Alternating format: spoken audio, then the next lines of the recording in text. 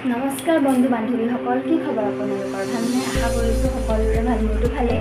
আপোনালোকক পুনৰ এবাৰ স্বাগতম কৰিছোঁ কবিতা লিভিং এটি ভিডিঅ'লৈ। ভিডিঅ'টি শেষলৈকে চাই থাকিব আৰু যদি ভাল লাগে তেনেহ'লে লাইক, কমেণ্ট আৰু ছাবস্ক্ৰাইব কৰিবৰ কাৰণে নাপাহৰিব। তো ব'লক আজি ভিডিঅ'টি আৰম্ভ কৰোঁ। ৰাতিপুৱা উঠিলোঁ, মুখি ধুই চাহপানী খালোঁ।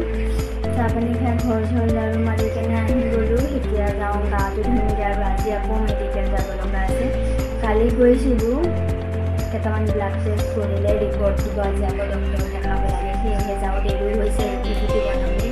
তো লগ পাইছোঁ অলপমান পিছত।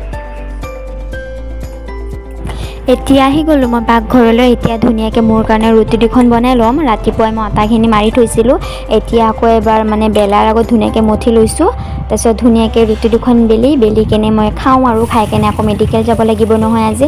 সেইটো কাৰণে সোনকালে উঠিছোঁ। গা পা ধুই কিন্তু মই ৰেডি।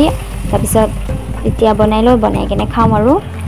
তো মোৰ কাৰণে এতিয়া মই ৰুটি দুখন ভাজি ল'লোঁ তেল দি কেনে। মই আৰু শুকান ৰুটি খাবৰ কাৰণে ইমান ভাল নাপাওঁ, সেয়েহে তেল দি কেনে ভাজি ল'লোঁ। আৰু লগতে ইফালে বনোৱা হৈছে জিকা আৰু ভোলৰ তৰকাৰী, লগতে দুটামান বুটো দি দিয়া হৈছে। আৰু লগতে বনাই আছোঁ মই এইফালে চাহ।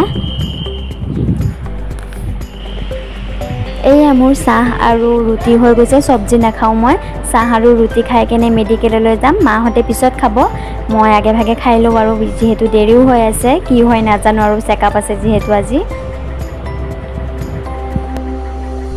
খাই বৈ কেনে আহিলোঁ। মইতো চাহ আৰু খালোঁ, এখেতে ভাত পানী খালে। এতিয়া যাই আছোঁ। ৰাস্তাটো এইখিনি অলপমান বনাই আছে, সেইটো কাৰণে অলপমান খোজকাঢ়ি যাব লাগিব। খুবেই ৰখি আছে আগত। ঠিক আছে, তেনেহ'লে যাই লওঁ। দেখাই আছোঁ আপোনালোকক অলপমান।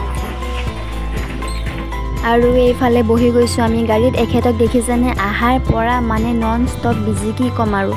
তো মেডিকেল আহি কেনে পাই গৈছোঁহি। আৰু আজি গাড়ীত আহোঁতে ইমান বেয়াকৈ ঠেকেচা খালোঁ, ইমান পেট বিষাইছিলে মোৰ, হঠাৎ ভয় খাই গৈছিলোঁ।